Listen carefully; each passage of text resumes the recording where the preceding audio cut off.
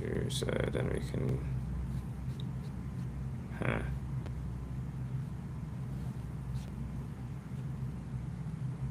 All right, yeah, Facebook should be good now. Edit post details. Full show. Okay. Herpes. I'm doing a herpes deep dive today. Okay. Well, everyone on TikTok, thank you for sticking with me. I know it's been a bit of a disjointed start, but I can say we are now ready to go. So I think Facebook, it was my mistake. I think I went live on my own personal Facebook rather than the business Facebook. So my bad on that one. Okay, I think Facebook should. Sorry? I was just going live now on Instagram. Facebook should also be live now. Perfect. All right, let's go back on. Welcome everyone. Okay. Welcome everyone. We're back for. I probably need to reset the thing. We're back for a live session, 2026. Apologies, everyone on Instagram before. A bit of a technical issue. I was signed in on the wrong, on the wrong account. But we're all good now. We're all ready to go. So as I was saying before, it's going to be a brand new format for the show. It's going to be a show now, not a live. Today we're going to be going through, as we always do, a bit of housekeeping. And then we will be doing a deep dive on today's topic, which is herpes. We're going to be talking the herpes virus, all the different types of herpes viruses. So definitely stick around for that. I'm going to be explaining it in a very simple way that hopefully you'll understand, and break the stigma on the herpes virus as well, and give you information you probably never heard about with the herpes virus. So that's the aim of that. We're going to be doing some giveaways. We're going to be giving away prizes. We're definitely going to be doing more giveaways this year. We didn't do enough last year. I want to say thank you to everyone who is, locked in with us and listening to the information, and not just taking the easy soundbite on social media, because that's the easy thing to do. You're sitting here, you're listening, you're taking in the information, you're committing to your own health, you're committing to the health of people around you. So we definitely want to be doing more giveaways to say thank you for that commitment to the mission. We're also going to be talking about the 3 biggest mistakes when it comes to herpes. What are the things that people do unknowingly? So we're definitely going to be talking about that as well. We've got a new segment as well. We're going to be ranking different foods. So that's an opportunity. If you're eating certain foods and you're dealing with the condition I'm talking about, type those in. Let's get the questions in. Get your foods in. What are you eating? And I will let you know, is it good for herpes? Yes or no? Probably not as straightforward as yes or no, but we will be ranking those out of 10 and giving you kind of the truth on how you should be incorporating different foods into your diet. And then I'll be taking the challenge of the week. So, I get challenges every day, and I welcome them. People are always, want to know if I know my stuff. So we'll be taking one of those and talking through. And then we'll be doing another giveaway, so stick around. And then, as we've always done, we'll be doing a Q&A. So hopefully it'll feel different. Hopefully it'll feel a bit more vibrant. We do this show for you. That's really what it's about. So, if you have any feedback, then let us know. A couple of housekeeping points. As I was saying before I got cut off, we've launched a new blood builder kit, which is super exciting, or revamped the blood builder kit. I felt it was a bit confusing. What does blood building mean? Who needs a blood builder kit? So we've simplified it. Now there's 3 different variants on the blood builder kit. You've got the anemia kit, so that's if you've been suffering with chronic anemia, iron supplements aren't working, eating more beef isn't working, you should try the anemia kit. Then we've also got the high cholesterol kit. We literally get this question every day. Alongside Brazil nuts, this is the kit you should be using. And then we've got the high blood pressure kit, another question we get every day as well. These are the herbs I would most recommend with high blood pressure. And I will be writing a guide to go along with that bundle soon as well.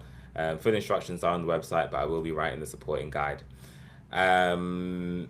The autism and ADHD kit has blown me away in terms of how popular it has been, both from a It just shows how heavy metals are increasing in society.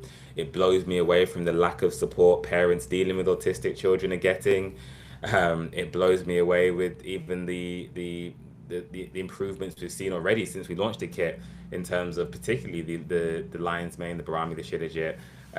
How quick it can work has blown me away as well. So, it's funny, even as a proponent of natural health, I'm still sometimes surprised how quickly the herbs can work and how effective the herbs can be in certain situations. So, um, any other housekeeping points? Don't think so. No. No. Yeah. Uh, Stay tuned and yeah, yeah. welcome to Also, 2026. we're also, we're not doing New Year, New Me this year. I'm going to say this. It's not New Year, New Me. It doesn't work. When you try and do these New Year's resolutions, revamp it, it lasts a few weeks. It might even last a few months, but then it doesn't work. So we're not doing that this year. It's about building routine. It's about building healthier routines and improving 1% each day. You don't need a So reset, you just need rhythm. you don't need a reset, you just need rhythm, coined by Jade. So, subscribe to the emails because we're going to be doing a lot of that content over the next few weeks as well, helping you to really build a change that's actually going to stick. So, Jade's been doing a lot of work on that. So, subscribe to the emails and that will help. I strongly recommend that. All right, should we get into today's session? I think we should, yeah. Yes, okay. So we're talking about herpes today. What does herpes mean? And I thought to explain this, I would use an analogy of the mob. Herpes is the mob, and your body is the casino they're trying to rob. That's the best way I can describe it. And the reason I say a mob is because herpes is not, the individual bandit who's trying to rob the petrol station, shaky with a gun, just hoping for the best. No plan. Herpes is not the bandit that's opportunistically seen the bank door open and just gone in and tried his luck. That's not what herpes is. Herpes is not the criminal who is trying to rob you on the sidewalk because it sees your phone in your hand. That's not what herpes is. Herpes is the mob. Herpes works in tandem with each other. Herpes is systematically trying to take you down. When we talk about the mob, you have to pay. Every week you have to pay. It's not opportunistic. Well, it is opportunistic, but there's a strategy in place. We are setting ourselves up here to last. If I go down, this one's coming into my place. If you need to go, that's what's gonna happen. If we need to expand territories, the mob has that system in place where they're gonna send the mob boss into send the mob boss into a different place. You can probably tell I've been watching too much Tulsa King, but this is how the herpes virus operates, and I'm going to explain how that works. So we can think of the mob boss as the Epstein-Barr virus. So many people when I say herpes, there's one thing that comes into your head most likely: HSV. HSV is not the mob boss. HSV is the member of the mob that probably does all the shooting. The herpes is the member of the mob that gets the headlines. Herpes will be in the news. Sorry, not herpes. HSV will be the mob member that ends up in the newspaper for getting 30 years, and that's the one that everyone talks about. But herpes, that member of the mob, that person in the newspaper, is not the one pulling the strings. That's not the guy who is or girl. That's not the person who is making the decisions and actually causing the problems. They might be there and they're going to show themselves and they're going to be problematic, but boy, they are not the ones you need to be worrying about. It is the Epstein-Barr virus, because Epstein-Barr virus is the mob boss. Epstein-Barr virus will take over your immune system. Epstein-Barr virus will create autoimmune conditions. Epstein-Barr virus will infect 90% of the population. Epstein-Barr virus will create Hashimoto's. Epstein-Barr virus will create lupus and fibromyalgia. Epstein-Barr virus will take over your bone marrow. Epstein-Barr virus can live in the blood, liver, nerves, joints, brain, skin. That's the Epstein-Barr virus. HSV can't do all that. CMV can't do all that. HHV6 can't do all that. VSV can't do all that. So imagine, all of these mob members are gathered around the table for their monthly meeting, It'd probably go something like this. Epstein-Barr would probably be saying, "Look, guys, we've had a great month. Infection rate is up to 90%. When I say month, we've had a great 50 years, because that's when Epstein-Barr virus has kind of been in circulation for the last 100 years. Kind of since the Industrial Revolution, it kind of came into position. I believe the virus itself was discovered by Dr. Epstein and Dr. Barr in the 80s, I want to say, but the virus existed before they discovered it. So, um, Epstein Barr, yeah. So, it's been around for a while, is the point. So, Epstein Barr will be sitting around that mob table with its crew members. There's eight main herpes viruses that are kind of in circulation today. You would have HSV1, HSV2. This is what causes genital herpes, mouth herpes, can cause other issues, but that's what it's known for. The painful blisters. That's where you're gonna know HSV from.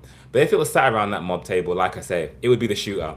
It would be the hothead who's ready to go. It's just waiting for the word to say, "Yeah, boss, I'm ready to go. Let me go."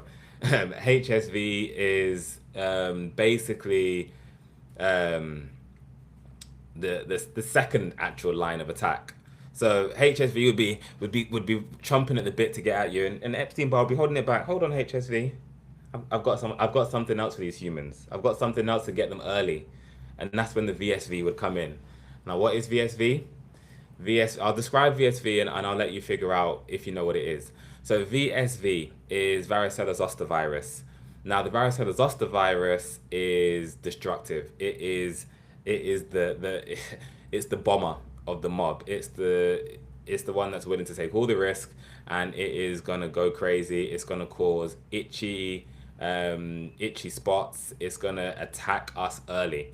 It's gonna get us when we're in school. It's gonna infect over 90% of the population, and it's gonna go into hiding. It's gonna make a big storm. It's gonna make you have to splutter it out to infect other children, and then it's gonna go into hiding for the rest of your life. That is chickenpox virus. Chickenpox is the herpes virus, or a herpes family virus. It is airborne. That's how aggressive the chickenpox virus is. Its strategy is, I'm going to infect children, and I'm going to make you cough for a few days. I'm going to get airborne in the classroom before you even know you're asymptomatic, because they tell children, go home when you've got chickenpox. Hey, I'm going to be airborne before you even know you have me. And I'm going to get into other children, and they're going to cough. Then I'm going to go to other children, and then they're going to cough. Then that child's going to go to football. Then they're going to cough, and I'm going to get into other children. I'm airborne. I'm getting in everywhere. That's how I get into 90% of the population. Then, all right, I'm not the strongest virus in the world. The immune system's going to knock me down. I'm the sacrificial lamb, and that's fine. I'm just going to make sure I infect as many children as possible, and then I'm going to go hide out in the nervous system. That's my job. And then Epstein Barr says, all right, cool. VSV, you've done your job. Time for HSV to come in. Now, HSV is going to come in between the ages of 16, 24, when people are sexually active and probably making stupid mistakes, not wearing protection, probably a bit more promiscuous. HSV knows us. HSV knows how humans operate. It's been studying us for 100 years. It's been optimizing its replication strategy for over 100 years. Look, it knows us. So we can pretend we're not all flawed, but unfortunately we are. So HSV is going to come in between those ages, and it's going to hang around those sexual organs. It's going to hang in the skin. It's going to be in those epithelial cells, and it's going to wait. It's going to wait. And when you have sex, when you kiss, HSV is chomping at the bit to attack the new person. It's going to replicate as much as it can in the activation site, and then again, it's going to go hide. It's going to go hide in the nerves. You think about a mob boss's lair deep in the casino. That casino is in your nervous system, because that's where it hides. Chickenpox, HSV, that is where it's going to hide. Around the same time, Epstein Barr is going to take hold as well. Epstein Barr is mononucleosis. Dolph and Robertson said they can't hear me. If anyone else can't hear me, let me know on Instagram. I think I'm fine, but yeah, if anyone else can't hear me, let me know. Dolph, maybe leave and rejoin. But yeah, Then Epstein-Barr is going to get involved. So Epstein-Barr sent in HSV, it's sent in VSV. Now Epstein-Barr is going to get involved because Epstein-Barr virus is mononucleosis. It's glandular fever virus. It is the virus that is kissing disease essentially. So again, around that same time, a lot of people will develop this when they go to university or they go to college. A lot of people, yeah, around that time of life. And literally, the Epstein-Barr virus will camp out, replicate in your mouth. You kiss someone, it goes into your mouth, and then it will go into your bloodstream. It can live in red blood cells. It can hide in the liver. It can then migrate to the thyroid. It can then migrate to the brain. It can then migrate to the bone marrow. It can overtake your immune system. It then takes over your white blood cells, your memory cells, the permanent cells. The Epstein-Barr virus is one of the most clever organisms in existence. And the funny thing is, they'll say, well, viruses aren't even alive. So you can't even say living organism because they don't say viruses are alive. Um, but if viruses aren't alive, then boy. So, okay, the Epstein-Barr virus is going to go in, and that takes hold. That's now pulling your puppet strings, making sure that you are getting those sugar cravings, knocking down other viruses in your system that it doesn't want there, knocking down other bacteria that it doesn't want there. It might invite streptococcus in for cofactor infections. It might invite H. pylori in for other cofactor infections. So it's a real nasty piece of work, but 90% of us have it. And you might say, well, if 90% of us have it, then why, why is it an issue? Well, the reason why it's an issue for some of us and not others is because there's lots of different types of Epstein-Barr virus. It's the equivalent of saying, well, I live in a city that's run by mob bosses, but I'm not dead. Okay. But if you become a victim of the mob's wrath, then it's probably not going to end well for you. Equally, not all mob bosses are made the same. You've got some mob bosses that just want destruction and death. You've got other mob bosses that are just there for the money. You've got other mob bosses that don't even want to be in the job. So, not every single mob boss, not every single Epstein-Barr virus cell is the same. So that's why two people can both test positive for Epstein-Barr virus. One person might be absolutely fine. Another person might be riddled sick with rheumatoid arthritis and fibromyalgia, can't move in pain. And we've done other live sessions explaining how the Epstein-Barr virus does that. And we'll probably might even get into that a little bit later on in the session. So it's not done. It's not done. We're only halfway through. Then Epstein-Barr virus will say, "All right, cool. Let me bring in some reinforcements. Cytomegalovirus, you're up." Now, cytomegalovirus is the type of virus that you will have, but you will not necessarily feel the symptoms of it directly. It's a helper. It's not the root cause of many things, but it's a helper. It can cause birth defects. It can cause encephalitis, so brain swelling. But for most people, you're not going to know you have cytomegalovirus because you're probably, if you're symptomatic, that's not the herpes virus that you've probably got in isolation. You've probably got another herpes virus. Then Epstein-Barr virus says, "All right, cool. I've been working on something new. We've been working on these new kids on the block with their AI. These new kids are thinking about how to make the mob new types of money, crypto, and all these different things. And that is HHV6. That is HHV6. It's a newer virus. It's a newer variation of the Epstein-Barr virus, of the herpes family virus, and it's scary. What the HHV6 virus is a master coder. It's a master coder that can essentially rewrite the DNA of every single cell in your body. Once it does that, you can't really unwrite it, and that's why it's got the potential to be so dangerous. Now, what that HHV6 virus tends to do is go after the kidneys. It goes after the heart. If you're someone who has heart palpitations or murmurs and things like that, and you think my diet's fine, I can't really explain it, you may have HHV6. If you're someone who has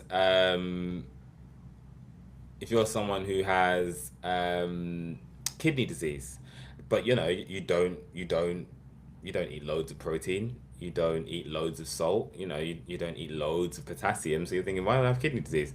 It could be that HHV6, virus. Very, very scary virus. It's a new virus. It's a dangerous virus. We can affect the virus, but it is a tricky one. Now, HHV7, another one that would be around the mob table. And that is kind of like HHV6's helper. As you go up the herpes virus, they're newer viruses. So they're becoming evolved to different environmental factors, hence why they are finding new ways to attack us. So HHV7 is still kind of in its figuring it out process. It's still trying to find its role in the mob. Currently, it's more of a helper to HHV6. Then we have HHV8. Now, this one's the gnarly one. HHV8, again, these new kids want to make a name for themselves. They want to be destructive. And what the HHV6 does is cause essentially cancers. It causes sarcomas. It's a horrible virus, if you can call it that. It's more of a cancer than a virus. Thank you to the medical medium for sharing that information. And yeah, the HHV8 is more of a cancer than it is a virus. So we still want to go after it. We can still use the same protocol, not the same protocol, but we can still use the same teachings from the same protocol to go after it. But, if that is the mob table, that is the tools herpes virus has to go after you.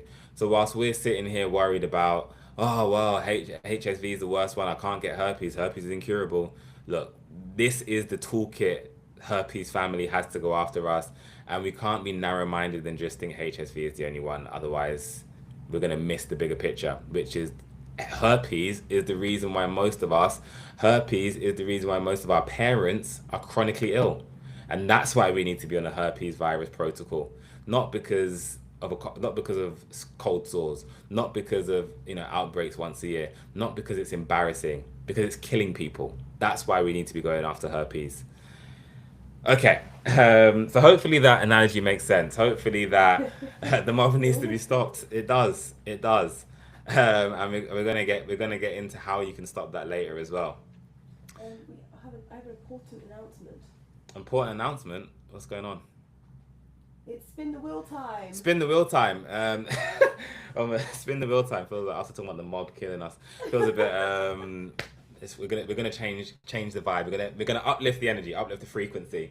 So we're gonna do spin the wheel. So it's a new concept we're doing for this year.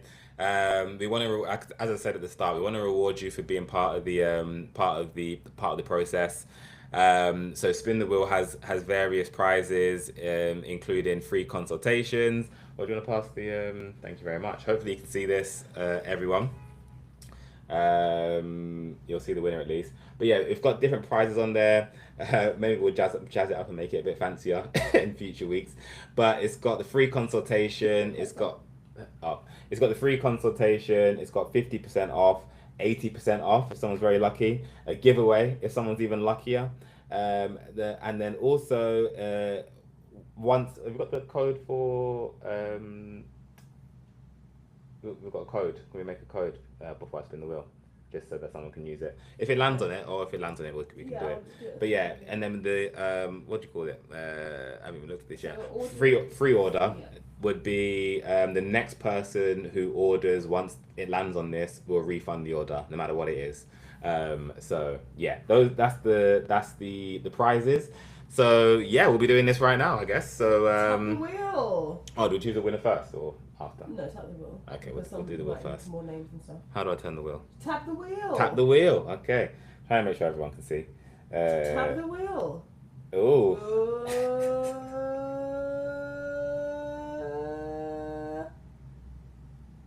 50% off! 50% off code for someone lucky. Okay. Jade, I will let you pick from any. I'll say the platform, and then you can pick the person. Okay. And then we'll send you the 50% off code as a private DM.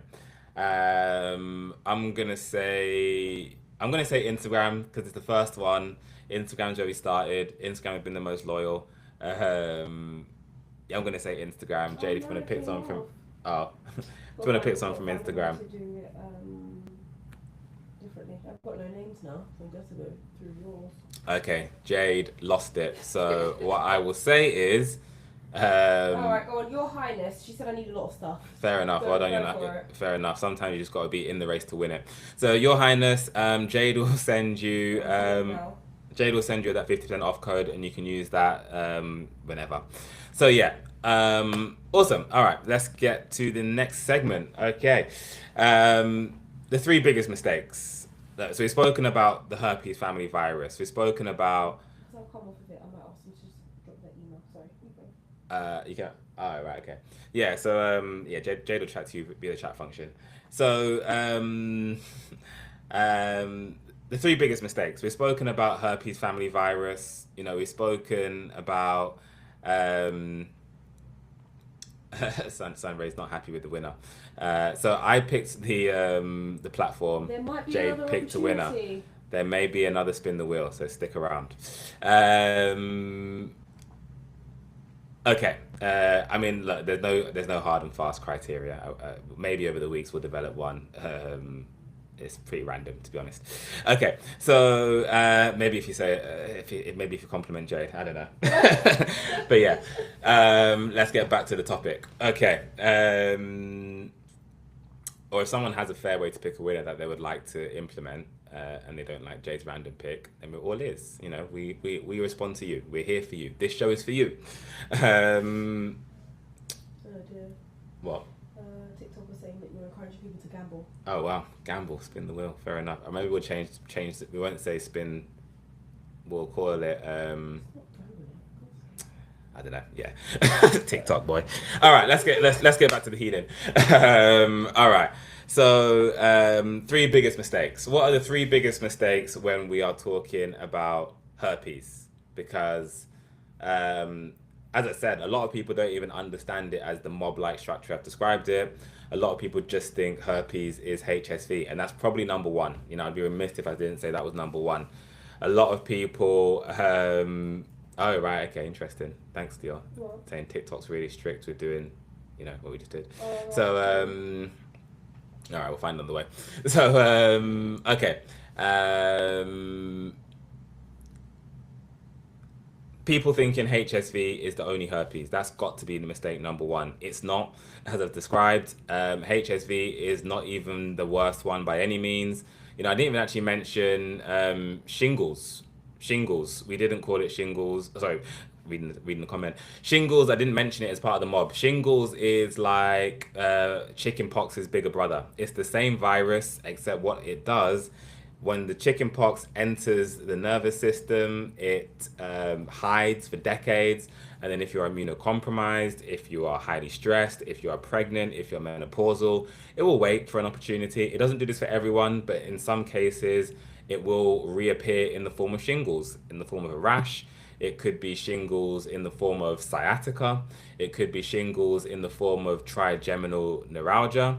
It could be shingles in the form of optical nerve issues. You know, lots of different ways shingles can appear itself. But, you know, there's so many different types of herpes that will cause chronic issues. You know, HSV doesn't actually cause chronic issues. HSV, even, you know, if it's running rampant and you're getting frequent outbreaks, you know, herpes outbreaks aren't going to kill anyone. They're just going to be painful, uncomfortable, and inconvenient. That's as bad as it kind of gets when it comes to herpes. With, as I said, HHV8 can cause sarcomas. Epstein-Barr virus can cause fibromyalgia. Even cytomegalovirus can cause encephalitis. So these are much more serious issues that we need to be concerned about, and we also need to at the same time destigmatize HSV. You know, someone who has HSV, it does not mean they're promiscuous. You can catch HSV without even having sex. You know, you can share a towel, you can get it from food, you can get it from a cut, lots of different ways to get it. So we definitely need to destigmatize HSV. We also need to respect the other viruses. You know, I've described. Same way you wouldn't just walk up in the mob's house and call the mob stupid, or you wouldn't just ignore the mob. You'd watch yourself, right? You wouldn't just go walk into the mob's house and act anyway. You would make sure you're keeping your wits about you. It's the same thing with HSV. Sorry, it's the same thing with herpes family viruses. We need to make sure we're keeping our wits about us. We don't just move around like we don't have herpes virus and take it for granted. Like I said, I think it's 60% of the population, as we know, have HSV. 90% have EBV. a separate 90% have chicken pox. I think it's 50% that have HHV6. So, when we're talking about who has herpes family virus, these are all separate populations, right? So it's so unlikely that you are someone that doesn't have any herpes family virus. It would be silly to not to move like you don't have it, and you should be on. I'm not saying you need to be necessarily on an anti-herpes protocol if you're asymptomatic, but you need to respect herpes.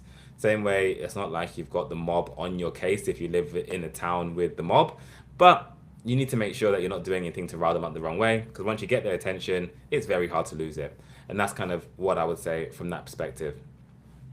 Now, so the first mistake would be thinking HSV is the only herpes family virus. The second mistake would be walking into the mob's house and disrespecting the mob.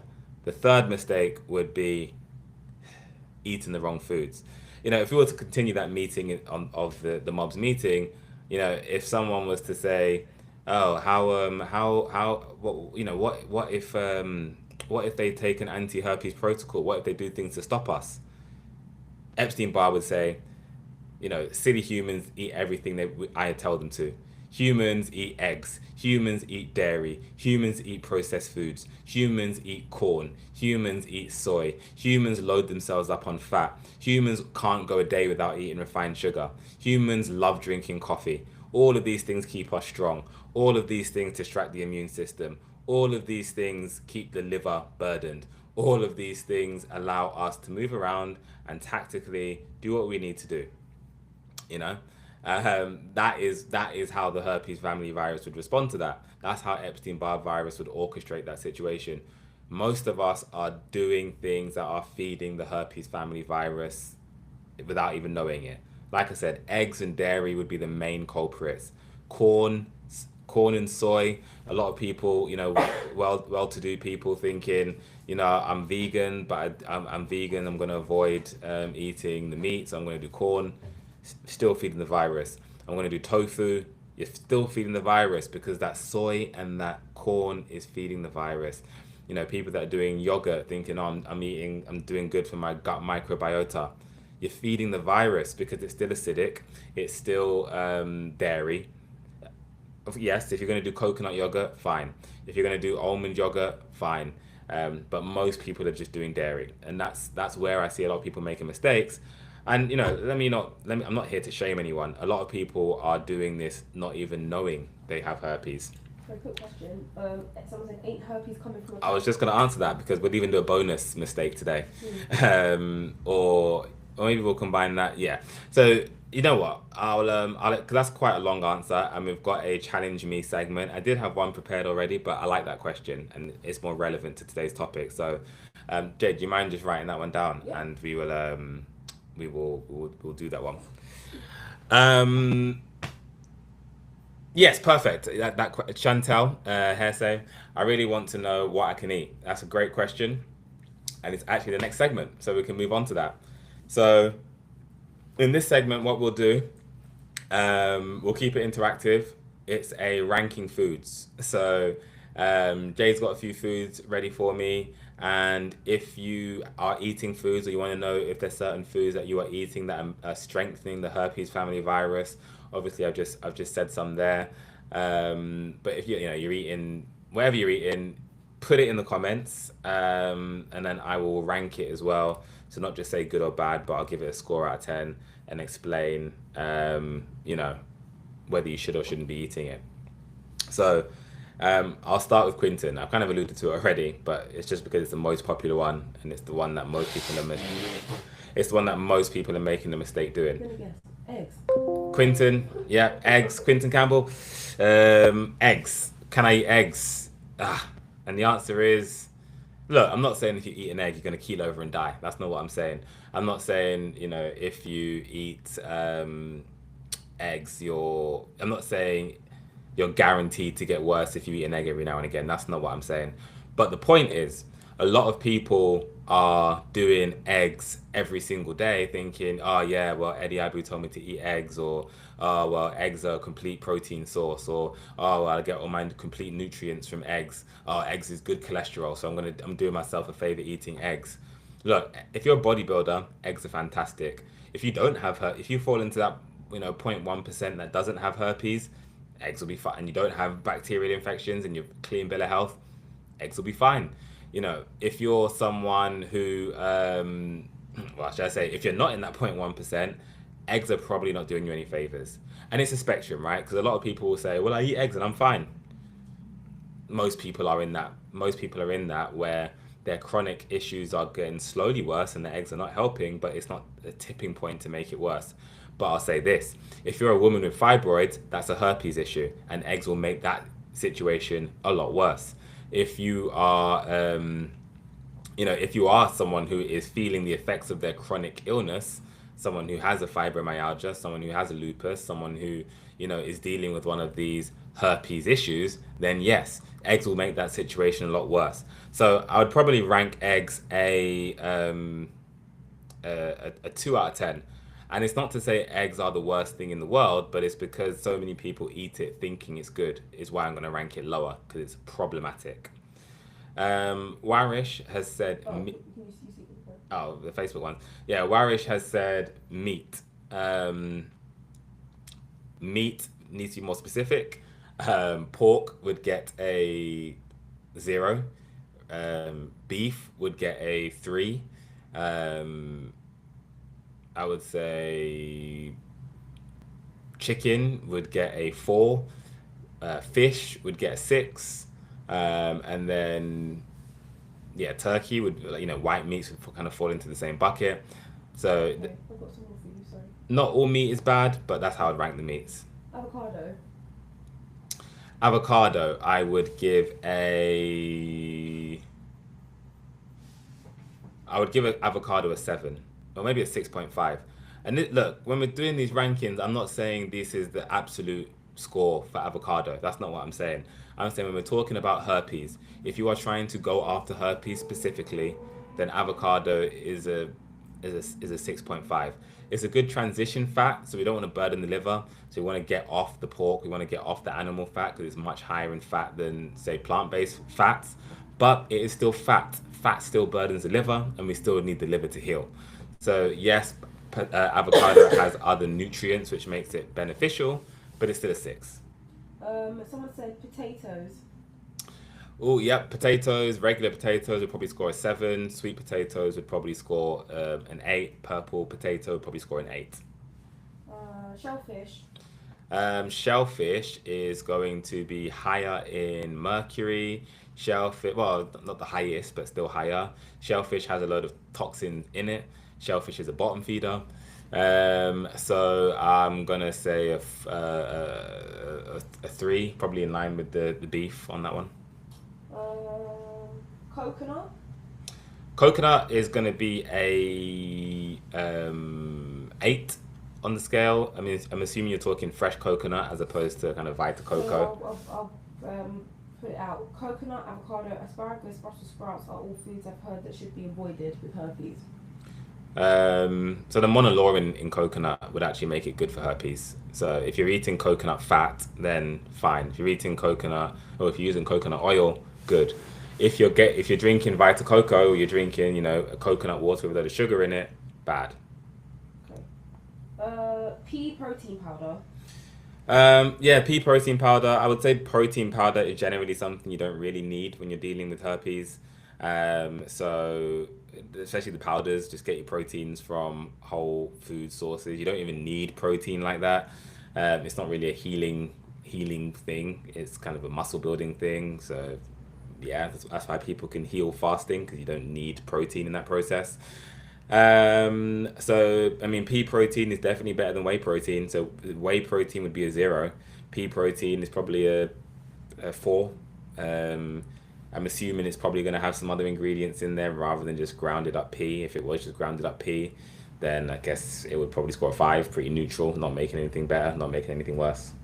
Cod haddock salmon. Yeah, so you want to prioritize the mercury load. So salmon's going to be the best on that list. So I'm going to say a 6 on that one. Sorry, just a question, because we've got a couple of people speaking to each other on TikTok. Okay. So someone asked about could you pass herpes on to another person if someone's had it for a while but never had a breakout? I'll make a note and I'll address that in the challenge alongside herpes a parasite. I'll put it down. Okay. Okay. So on your scale, 0 is better than 4. No, 0 is the worst. I said, what did I say was a 0? I said protein powder. Whey protein was a 0. Yeah, whey protein is worse. Higher the number, the better it is for herpes. Lower the number, avoid it. And just to reiterate, this is specifically for herpes. I guess when I give whey protein a 0, maybe that's not entirely accurate, because 0 implies that it's the worst thing you could possibly eat for herpes. It's more accurate to say it's completely useless. There's nothing useful in whey protein. It just burdens the digestive tract. It's dairy. It is a highly processed form of dairy, so it's feeding the virus directly. As you know, the more I talk about it, it's going to be a 0. So okay. Okay. That's kind of it for food. All right. Well, we'll keep that segment open for another minute. So if anyone has any questions or has any foods that they want to get a score on, let me know. Otherwise, yes. Those will do challenges sections next. Moringa. Nebeday Farms, good question. Moringa is going to score a 7 on the herpes scale. So it does have anti-herpes properties. It does inhibit the replication to an extent. It's not the most potent herpes herb, but it is beneficial. It's going to help in the protocol. Bovine protein. It's funny because a lot of people, moringa was the first thing that actually scores above a 6. Well, sweet potato as well. But in terms of the supplements, I thought it'd be more. So bovine collagen is going to score again. There's absolutely nothing beneficial in it for herpes. So it's just crushed up cow bone. So depending on how toxic the cow is, it's going to be a 3 generally. Chickpeas is going to score a 5. Neutral, doesn't help, doesn't hurt. Spirulina is going to be a 7. Doesn't really affect herpes directly, but it is really good for going after the heavy metals that feeds herpes family viruses. So that's another layer to it. What does herpes family virus actually feed on? That's going to be toxins. It's going to be iron, and it's going to be heavy metals. So if we can knock those down, that's going to be beneficial. So the spirulina is good for that, which is why I'd say a 7. For those of you that seem to be obsessed with protein as well, spirulina is also a great source of protein. Someone said, I wish I wrote all of this down. I wish I wrote this all down with the scores. Are these scores being documented by any chance? So the scores are going to. This live will be posted on Instagram. So yeah, we'll be there. A video already ranking food. I have got a video. You might have to scroll down a little bit on the page, but I have also got a video ranking foods. As well. Cilantro is going to score a 7, I guess maybe a 6, because you're probably not going to be eating it in a high enough quantity to get the heavy metal chelation benefits. So that's why it's 1 rung down from spirulina, but still a really good herb. Cacao, a 6 or 5 even. Sorry? Atlantic Dulse, same score as spirulina. Not quite as effective in digging out the heavy metals, but it does help eliminate them. So that's going to maybe a 6.5 on the Atlantic Dulse. Greens, if you're talking about green leafy vegetables like broccoli sprouts, your powerful vegetables, the vegetables rich in nitrates, then I'm going to score those as an 8. Those are your best healing foods. Klamath Lake blue-green algae. I'm not familiar with what that is. Okay. Tremella mushrooms. Tremella, really good immunity booster. So I'll give that a 7. Really good. Yeah, I'll give that a 7. I'm not familiar with any research to suggest it particularly effective against the herpes family virus, but it is a really good immune booster. Sea moss. Sea moss, I'll give an 8 because it is high in zinc, high in iodine, particularly effective against EBV in the thyroid, which causes all thyroid issues. So it's going to get an 8. Oregano, oil of oregano. This one's in our herpes kit. Super effective, great for topical herpes as well. So eczema. Oil of oregano would be effective. So oil of oregano is going to score a 9 alongside the black seed oil, which would also score a 9. Also score a 9. No, that's it. Perfect. All right. So hopefully that kind of gives you a bit of guidance on, what foods you should and shouldn't be eating specifically for herpes. You know, I know I've said that specifically for herpes. If there are other things, like if there was a food that was really good for herpes but bad for everything else, I wouldn't score it. I'd caveat that. I'd say yes, 8 for herpes and but not good. So trust that when I tell you a food scores an 8. If any food scores an 8 for me, then it's also generally healthy. I'll caveat that because a lot of times people will talk about foods in a specific context, but like let's say milk, or they'll recommend yogurt as a really good option, or kefir, which isn't as bad as yogurt because the fermentation reduces the lactose, but milk is bad for reasons beyond lactose. So yeah, you can trust here. I'm always going to give you a score that nothing that is bad for you is going to score above a 7 across the board. If something is particularly good, something might be good for you generally, but not so good in herpes, where it might cap out at a 6, and that's where avocado would come in. But yeah, hopefully that just gives a bit of framework into the ranking and the scoring. Someone said they combine oregano oil, black seed oil, clove oil, and chlorophyll. Yeah, that's going to be helpful in terms of not parasites, going after the herpes. You don't necessarily need the clove oil. Clove oil is more of a anti-parasitic, but it does have antiviral properties as well. So I wouldn't do that every day just because the eugenol in clove can be toxic. But if you're using that once a week, for example, adding the clove in, then that's not going to be so bad. Yeah. Okay. All right, let's move on. Challenges? Yes. Okay, someone earlier said, ain't herpes from a parasite? Ain't herpes from a parasite. So this is the school of thought that the herpes or HSV, again, when we talk herpes, when they say herpes is from a parasite, they are talking specifically about HSV, not all herpes family viruses, as I've described, there's 8 of them. So when they say HSV comes from a parasite, they're talking about the Phaseolopsis buski worm. Well, at least I think that's. I don't know exactly the person who you are referring to when you say that, but the research I'm familiar with that's talking about herpes as a parasitic is talking about herpes being linked to the Phaseolopsis buski worm. Now, the Phaseolopsis buski worm can carry HSV. So is it possible to contract HSV from that parasite? Yes. Is it possible to contract HSV without that parasite? Most definitely. So is it a parasitic? No. For something to be a parasitic, you would have to only catch it in its parasitic form. So HSV is not a parasite in that context. I think particularly in the last year, we've broadened the term parasite. So H. pylori is referred to as a parasite. HSV is referred to as a parasite. Look,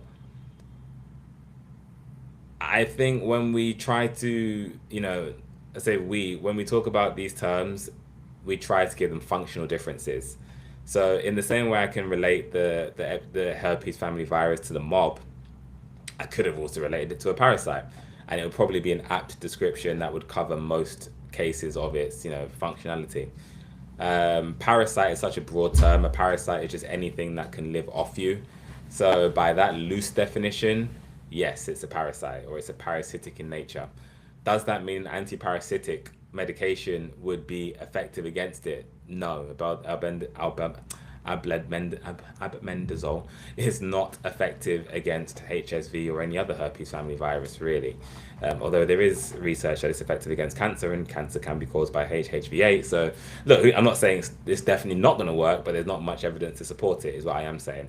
So, the short answer, is it a parasitic? It displays parasitic behavior, but it's not an anti-parasitic like an amoeba, like a worm, like malaria. These are all other types of parasites, which it's not. So it's not a parasite. Next one. The other challenge you said you do. Yes. Can you pass on sexually without an outbreak? So yeah, this is probably one of the number one questions I get. Can you pass on Can you pass on herpes without an outbreak? Thank you. The answer is yes, you most definitely can. And that's because you can have a herpes outbreak without knowing you're having a herpes outbreak. And when we say herpes outbreak, I guess I'm referring specifically more to HSV here and Epstein-Barr here, but Epstein-Barr can shed asymptomatically. When Epstein-Barr sheds, it can move from your blood back to your mouth, shed inside your mouth without showing any symptoms. You then kiss someone, you kiss your partner, you've spread the virus. That Epstein-Barr virus is going to go into their epithelial cells in their mouth. It's then going to move to their nerve endings, or it can go through the blood, and it's going to take over your lymphatic immune system. That's what it's going to do. So yes, most definitely is it possible to spread herpes virus when you're not having an outbreak. Depends which virus you're talking about. As we said, with chickenpox, you can spread that virus prior to an outbreak. Before you have any spots, before you have any rash, you're spreading that virus. You're coughing every time you splutter, you breathe, you're spreading that virus. Okay. So when we're talking about HSV, because I assume that's what the question is in specific reference to. Again, HSV can asymptomatically shed. You do not need to be having a blister, a sore to spread that virus. You can shed asymptomatically. Now, does that mean it doesn't matter when you have sex, or you don't need to worry about that because it doesn't even make a difference? So Nunc is saying when I've had an outbreak, I can't even, so it's not even an option. So it depends where your outbreaks are, right? Depends how severe it is. So yes, you are more likely to transmit the virus during an active outbreak, because what's happening during an active outbreak is the HSV is moving from your nerve ganglia, from that sacral nerves, from the trigeminal nerves. It's coming down back to the original activation site into your nerve endings to replicate. It wants to replicate in your endothelial cells because they are not permanent cells. They will die. So it's fine if it replicates there and kills them off to replicate itself. Then it will go back to your permanent cells in your nerves. So is it possible to to pass the virus on without having an active outbreak? The answer for that would be 100%, because you are having an outbreak, and there's no way to know if you are having an asymptomatic outbreak because the testing is imperfect. If you have a swab test without an active outbreak, or with an asymptomatic shedding, you're not going to test positive. If you have the blood test, all it's testing for is antibodies. If you have a cerebral spinal fluid test, or TAP, you're going to show you if the virus is in that sample, you're going to have it. If not, you're not going to have it. So the testing is a little bit inferior to be able to answer that question exactly. But yes. I just subset on that question. So can it always be transmitted sexually? No, so I alluded to this one a little bit earlier. The virus can be transferred from via sex. It can also be transferred from kissing if you have a cut in your mouth. It can also be transferred with kissing if you don't have a cut in your mouth in the form of Epstein-Barr. It can also be transferred from sharing eating utensils. Every time you use a fork, you make micro cuts into your mouth. Now, if I have HSV in my mouth, or Epstein-Barr in my mouth, I'm using that fork. Someone else uses that fork. My partner uses that fork. You can transfer the virus. I want to say HSV, or it could be Epstein-Barr, but it can actually survive for up to 9 hours on a wet surface. So, if you're someone who has HSV, you touch a sore or whatever the case may be, you touch a kitchen side, that kitchen side is wet, someone else comes along, they touch the kitchen side, they rub their eyes, they could get herpes. Simple as that. It's not if you're sharing a wet towel, or if you even touch the wet towel, then touch your eyes. So it doesn't even need to be that direct. So yes, Lady Carleen, can it show on a blood test? It can show on a blood test. Just because it does show on a blood test doesn't mean you have the virus. Just because it doesn't show on a blood test doesn't mean you don't have the virus. False positives happen, false negatives happen as well. So when we look at the testing exclusively, it's not great. And that's why when I say 99% of the population has it, it's so silly that we stigmatize HSV as, oh, well, that must mean X, Y, and Z. No, it doesn't mean that. What's that time, Jade? Oh, we can't, I'll say it because just to avoid the violation. All right, it's giveaway time. It's giveaway time. Do everything off camera this time. We're going to do it off camera this time. You have to just trust us. We're going to do a giveaway. We've done this for everyone who's joined in the last kind of 20-ish minutes. We've done one of these 20 minutes ago. I am Highness, was it? Or Yeah, she's messaged on Josiah Max. I'm gonna send her after. okay. So I am Highness won a 50% off code. So congratulations to her. And we're going to be doing it all over again. So Jade, if you'll do the honors, please enact the giveaway. Yes. You have to be really careful with the verbiage. I can't even say that, can I? Yeah, yeah. Yes. Okay, I am doing something. Jade is doing something, and it's gonna be giveaway. Giveaway. Okay, first live of the year. It's only right we do a giveaway. Fantastic. All right. I am going to pick the platform with the highest number of people. So right now, that is going to be TikTok. Changed, yeah, just TikTok. So, Jade, if you want to pick someone from a random person from TikTok, then congratulations, you've won yourself a giveaway. We will pick.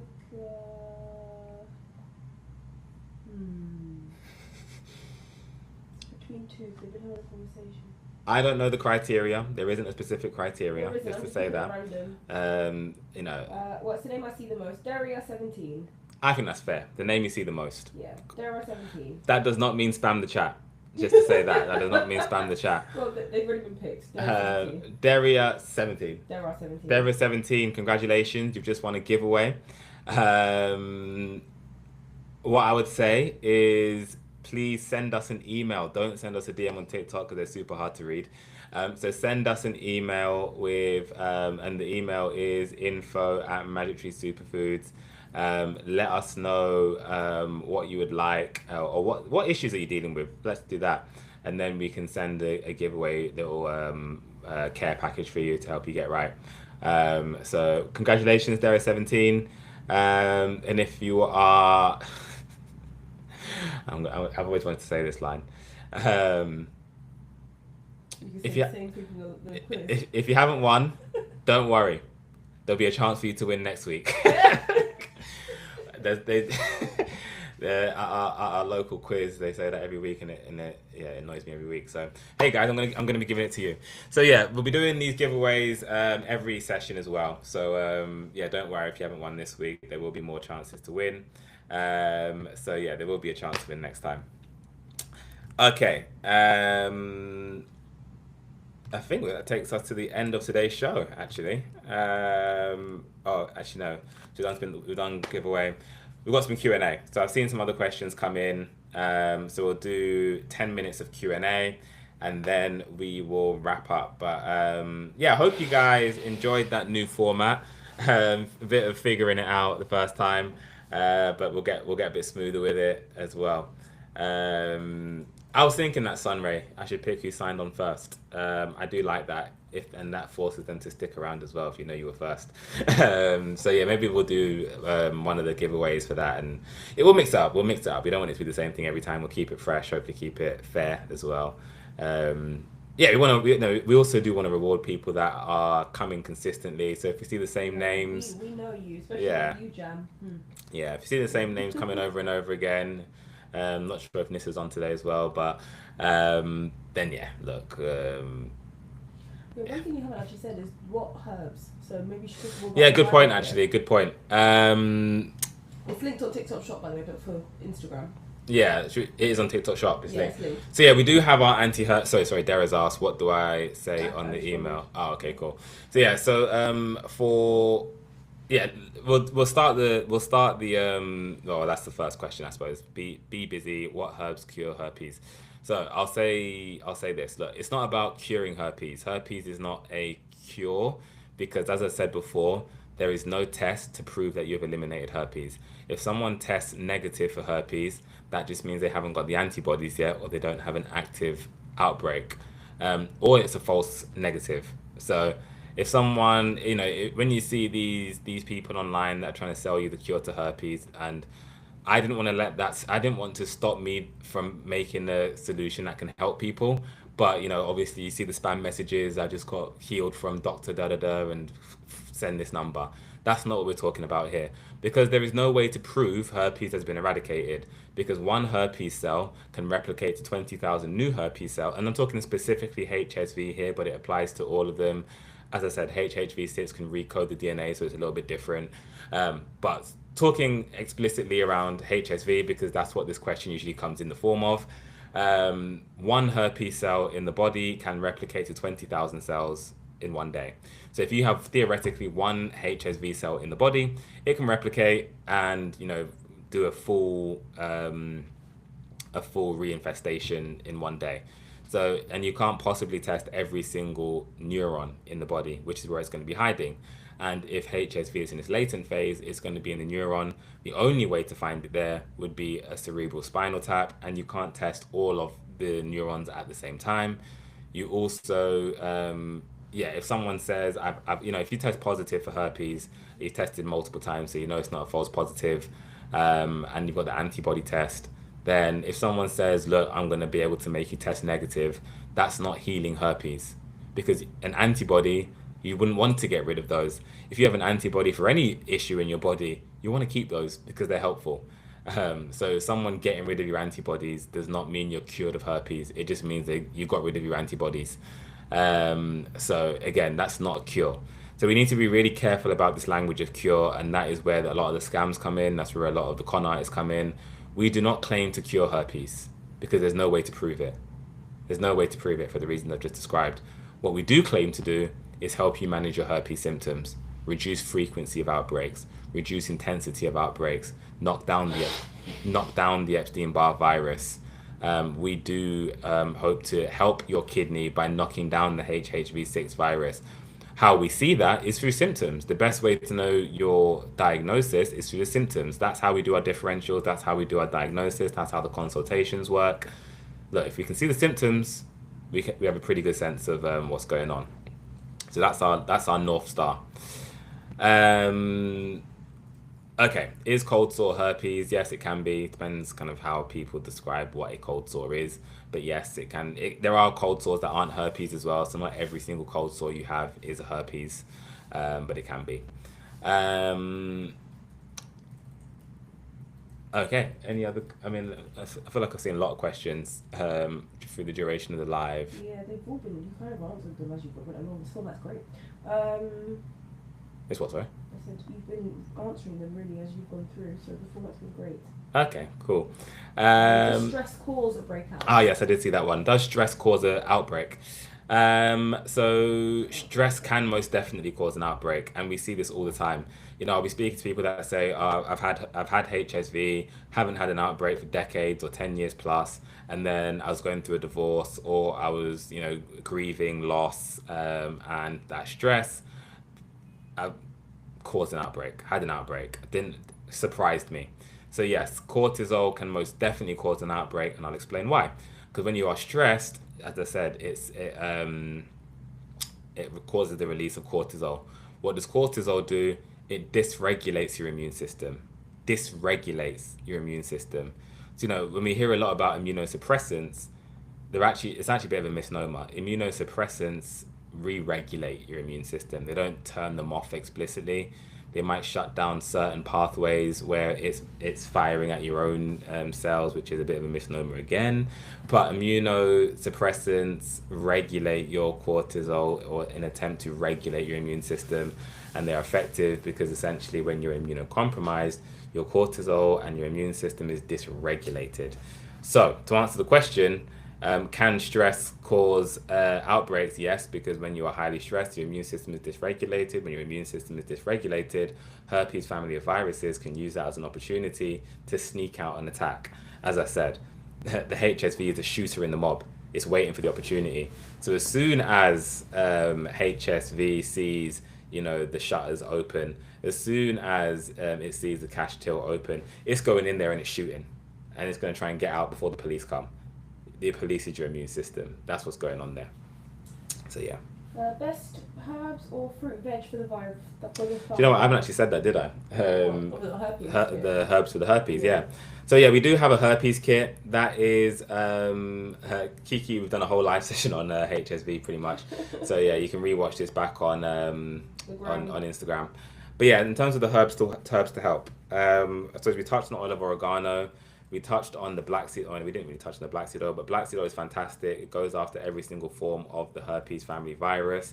Sea moss is the same. When you've got that zinc and iodine in high concentrations, it's really good for going after Epstein-Barr in the thyroid. We also have what's in our herpes kit? Licorice root, which I haven't mentioned. So licorice root is the glue that stops the virus from being able to move. Super, super, super important. Licorice root is a really important herb. Don't take it if you have high blood pressure, but it is forms a glue that essentially stops the virus from being able to replicate. So that is our anti-herpes kit. That's what I would recommend for a lot of people to start. It's available on the website. It's available on TikTok Shop. You can, do lemon balm tea as well. Not lemon balm. No, lemon balm. Yes, that's right. Nettle leaf as well. You can also do cat's claw. It's not an exhaustive list of herbs you can use, but these are all just helpful things you can do to knock down the virus.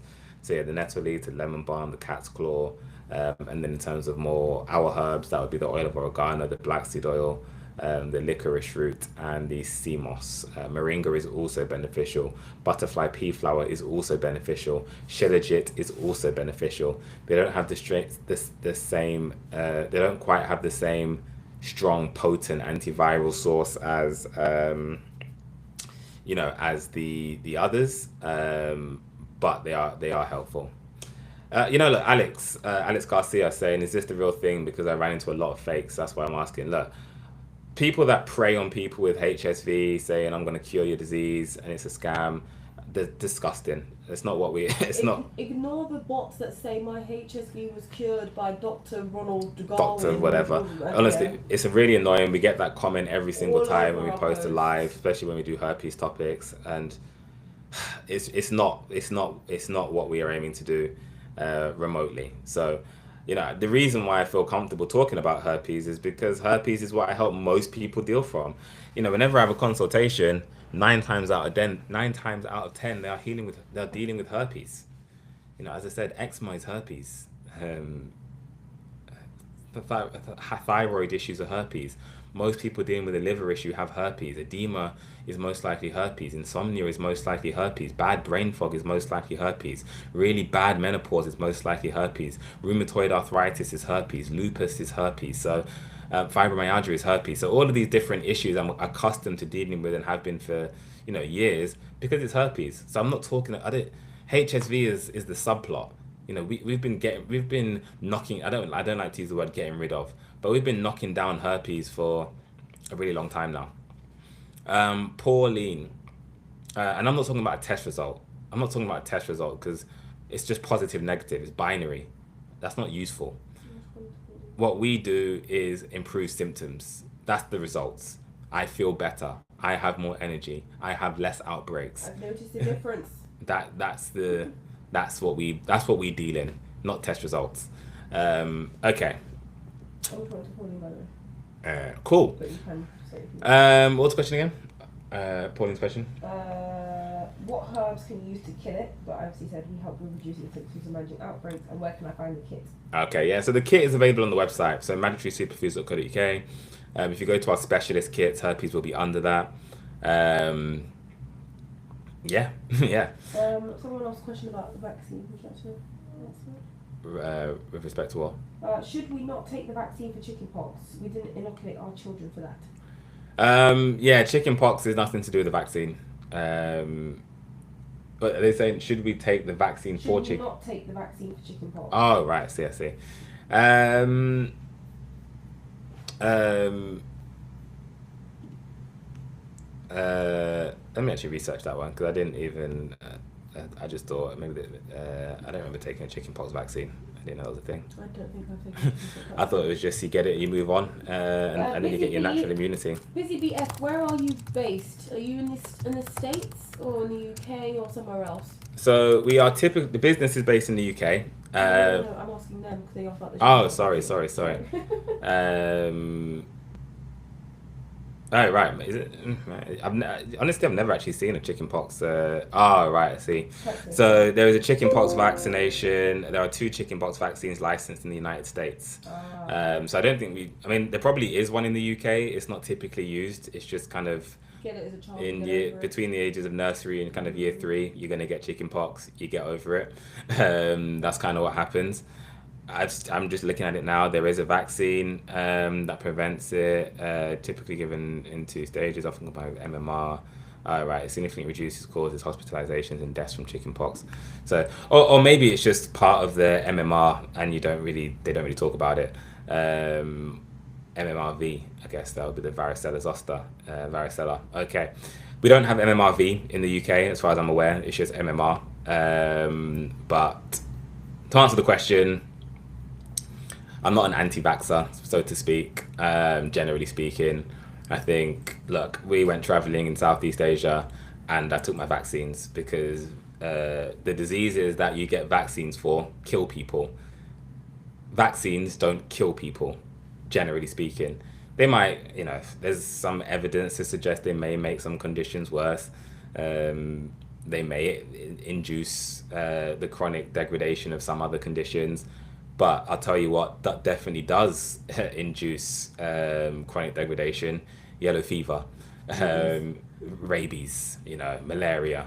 Well, you don't really get a malaria vaccine, but all of these different diseases, depending where you are in the world, will cause much worse things. So if you're in the UK, look, you don't want measles. Measles used to kill people regularly. There's a reason that average age in the UK used to be 30 something. The reason why that that's not to just poo-poo all that efforts. It's not to say all big pharma medication is bad. So, you know, do your own research, form your own opinion. There's certain vaccines, the most popular recent one, where I say you don't need that unless you're vulnerable, and then that's the decision for you to make. I know I certainly didn't need it because I caught the virus and was fine. So, but hey, yeah. So someone asked, is there a difference between the urine test and blood test? I imagine for HSV. So a urine test for HSV isn't typically done. It's usually a blood test. So usually the three options would be a PCR swab test. So that would be when you have an active outbreak, they would swab the area and see if you have the virus. There would be a blood test, and then there would be a cerebral spinal tap. So I'm not really familiar with the urine test. I don't imagine it's that accurate. So no would be my answer. If it was, they'd use it because it's using a blood test. Yeah, the testing is all a bit sketchy, to be honest. So that will bring an end to Q&A. So sorry if we didn't answer all the questions, but hopefully we got through most of them. Look, guys, I want to say thank you to everyone who's joined today, everyone who's locked in. It was a bit sketchy at the start, but we got there. Thank you, Pamela. Um, so yeah, look, new format today. I hope you enjoyed it. We're still figuring a few things out. Great to be able to do the giveaways and give back and say thank you. Great to still, I think, get great. I think we still got through all the content in the same way, but hopefully just a bit more interactive. More Um, sorry. and more structured. Excellent. So yeah, appreciate that. If anyone has any comments about the new format or how we can improve it, and all, our DM's always open to let us know. Appreciate that. Just give away. Yeah, more giveaways, I imagine. But yeah, no, it's a new year. It's a time to reset. It's a time to reflect. It's a time to, you know, decide what you want from the year. It's a time to think about that. And look, it's 2026 is what you want. It's what you want it to be. It's what you make of it. Don't be a prisoner to your goals. Don't set things that are too ambitious. That kind of has you in a tailwind for the whole year. Also, look back at last year's goals, and if you didn't, I know I certainly didn't do all the goals I set last year, and that's fine because I know why. They changed throughout the year as well. So look, be reflective. Maintain a growth mindset. Maintain a high frequency, and Yeah, with these live sessions, I haven't said this. These live sessions are still going to be twice a week. We'll be doing Wednesdays and Sundays. Not sure if Wednesday will still follow the same show format. It might be more presentation style. It might be more open Q&A. We'll figure it out. Let us know what you want to see. But yeah, we're here for you ultimately. So yeah, we're going to try and keep the Sundays a bit more fun, a bit more interactive. Keep the show format. And then the Wednesday one, we'll see how we want to do that. But it'll be around the same time, around that 2-3 o'clock. Jade will always post it on the day. I am committing to trying to be more on time this year. As I say, today was a bit more difficult because we were doing job interviews. Um, but yeah, no, thank you everyone. Have a great week. Have a great new start to the year. For everyone going back to work tomorrow, attack it, enjoy it, and yeah, thank you everyone. We'll see you on Wednesday. Thanks, everyone.